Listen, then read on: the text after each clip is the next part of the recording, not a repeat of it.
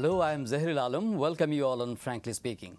Today's guest is Jeremy Peter Hedley Harmer, a renowned freelance English language trainer and writer. He hails from UK and from Cambridge, also faculty member of New School, New York. In the fields of education, he is regarded as one of the key internationally acclaimed figure who was born in 30th April 1947. He is now in Bangladesh. We welcome Jeremy Harmer on Frankly Speaking. It's very nice to be here. Thank you for inviting me. It's our pleasure. Jeremy Harmer, what is the purpose of your visit in Bangladesh? Is it your first visit in this country? This is my first visit to Bangladesh. I'm incredibly excited. I'm having a wonderful time.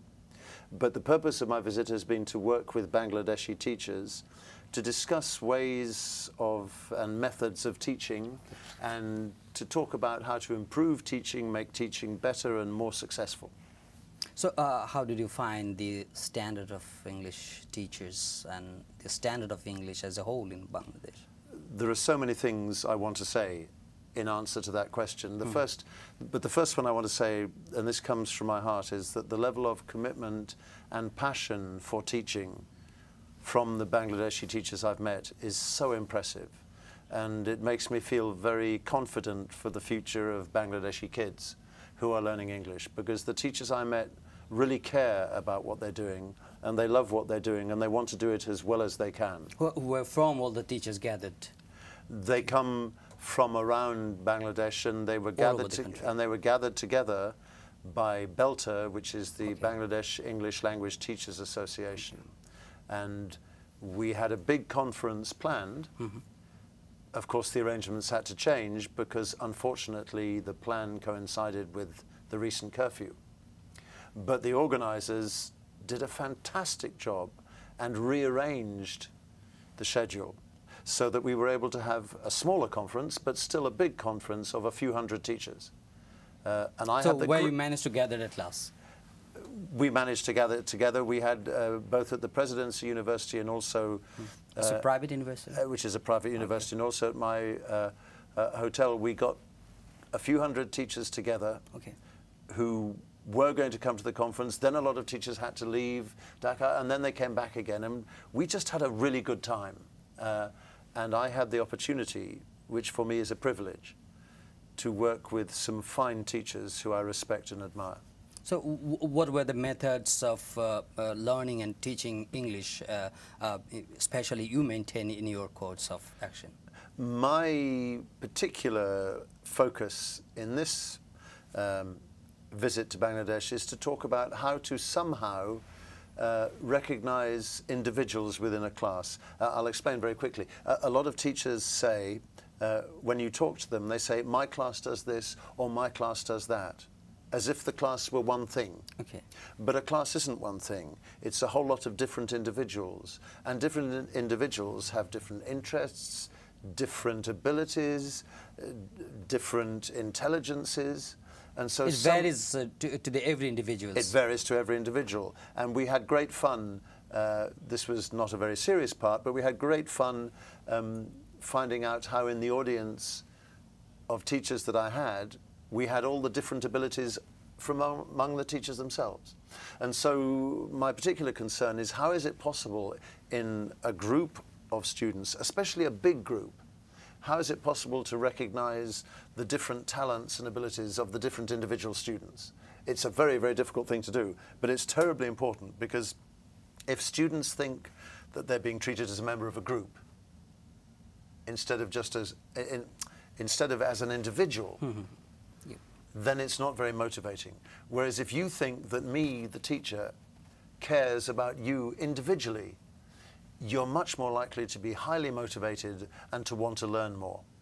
It's a very, very difficult thing to do, especially in big classes. But that's what I wanted to talk about mostly when I came here. But actually, I don't have any idea. The teachers gathered and met with you who are out there, especially from the English medium schools or the schools in the conventional system, the regular school and colleges teachers met with you? We had a very nice mixture of people from various different sectors, from universities, from primary, from secondary schools. So there was a mixture of teachers because the intention of the conference the big conference, which we had intended to have before the situation got a bit difficult, was to mix as many different kinds of teachers from Bangladesh as possible, so that you can talk to a community of teachers, the community of English teachers from around the country, which are teachers from all sorts of different sectors. Now, I'm here as well at the same time as a fabulous group of teachers from Japan. They're not Japanese, they're mostly American and stuff, and they've come here as well. They're a group called Teachers Helping Teachers, and they've been working in and around Dakar as well, doing what I've been doing. Because for us, it's a great opportunity to come and work with teachers here in this country, okay. And see not only if there are things we can do to help, but also, from my point of view, to learn. I've learned so much about what people think about teaching and how they feel about it. It's fabulous. Most of the students and most of the teachers in school, primary, secondary, or in a higher secondary, college or university level, most of the students finds English very difficult.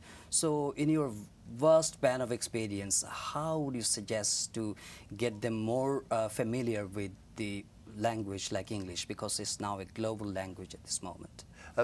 Many answers to that question. Yeah, please. But let's start with what you said about the global language. English is a strange old language because it has colonial echoes, and it has echoes of sort of American imperialism as well, and what has often been called McDonaldization, yeah, of the world. And it's true that there's some worry in that respect. But in my lifetime alone, everything has changed, because English is now no longer the language of Great Britain or the language of America. Yeah. It's the language which Bangladeshi people use to talk to Japanese people. Yes. It's the language that Argentinian people use to talk to Indonesian people. Something getting universal. It's becoming universal. But the crucial part of it is that whereas 30 years ago, there was an attitude that, for example, British English was the best English. That attitude no longer has any currency. Actually, Bangladeshi English is fine. Bangladeshi English, which is a separate variety of English on its own, is a perfectly good variety of English, provided that the speakers are good speakers, provided your level of English is good. Do you think it's a unique blend between American or accent or British or subcontinental? Is it good for practicing good English? Well, what's happened is that, for example, people now talk about Singlish, Singapore English. Okay. Now, Singapore English is the same as British English, but it's different. It's the same as American English, but it's different. And it's the same, more or less, as Malaysian English, but a little bit different. And then there's Indian English, which is a very viable language. Good heavens, it's spoken by a lot of people. But it's not exactly the same as Singapore English. And Singapore English and Indian English are rather different, little differences with Bangladeshi English, which is developing as a single variety. And they, in turn, are different from Australian English, which is different from British English. In other words, we've got this fantastic, it's like the Brazilian rainforest. You've got this fantastic, exotic, sort of, yeah, this species diversity of language. English is many, many, many, many different languages. But what fascinates me is that I was at a conference in 2004 in Seoul, in Korea. So, okay. And it was a conference specifically for people from the Asia-Pacific region.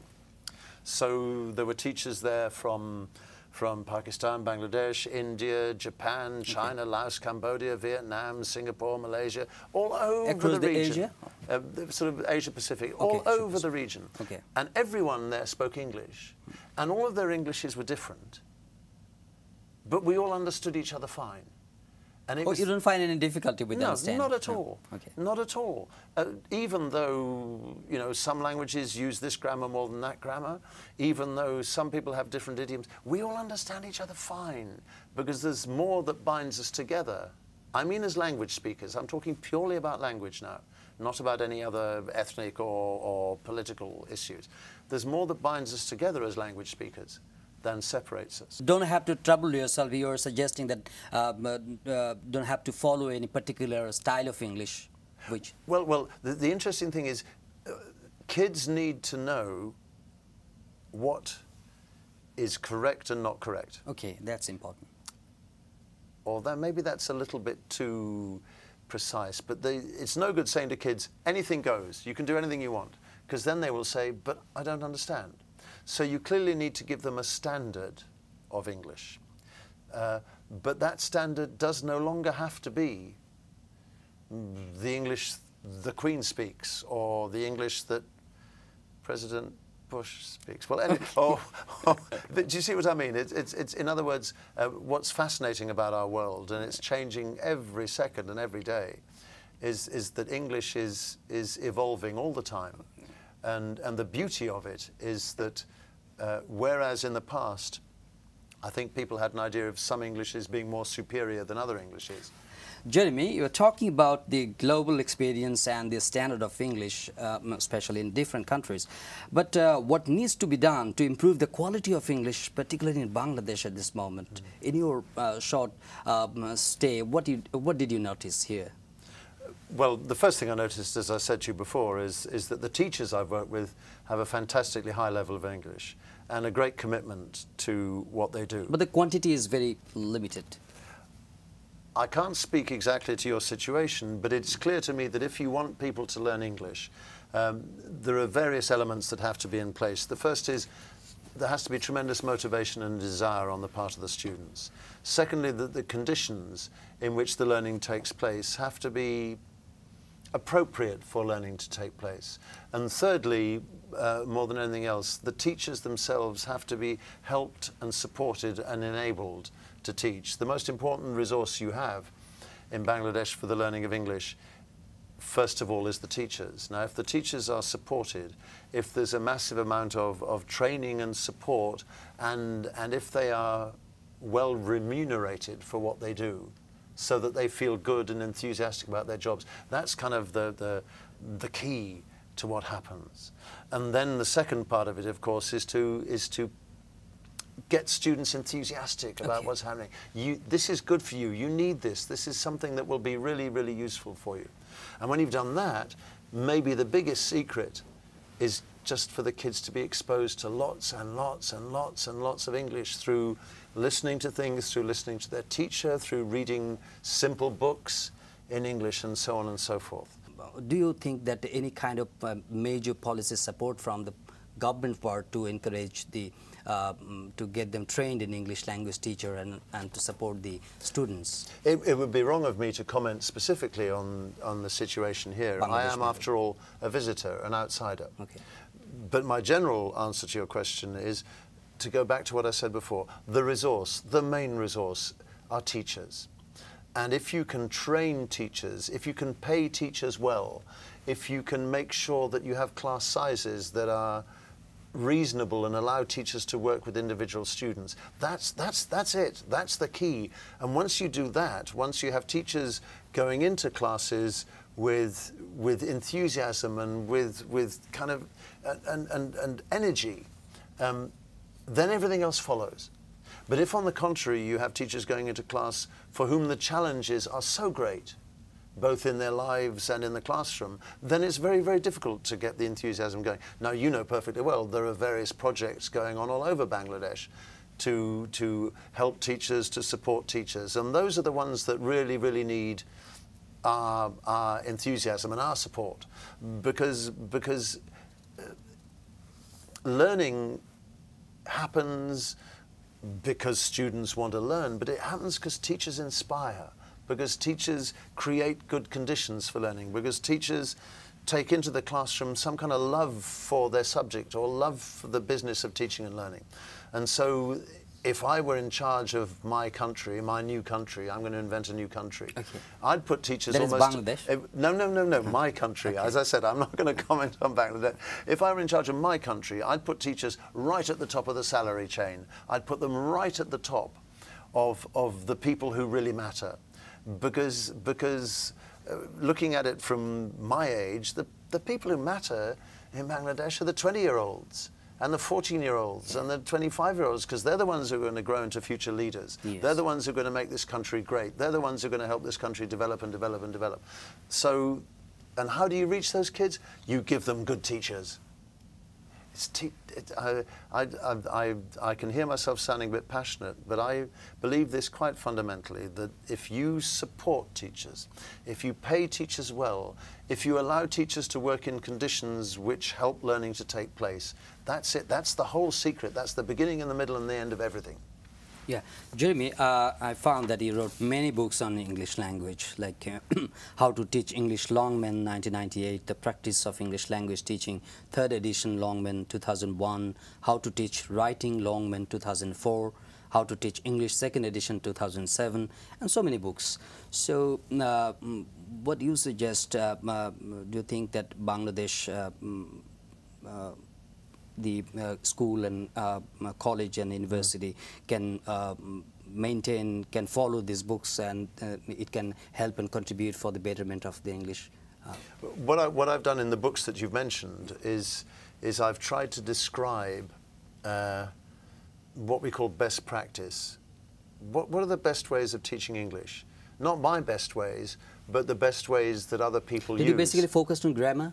No, not at all. They focus on grammar, on writing, on reading, on speaking. Okay. I write chapters about how to manage classes, how to put students in groups, how to put them in pairs, how to test students, how to plan lessons.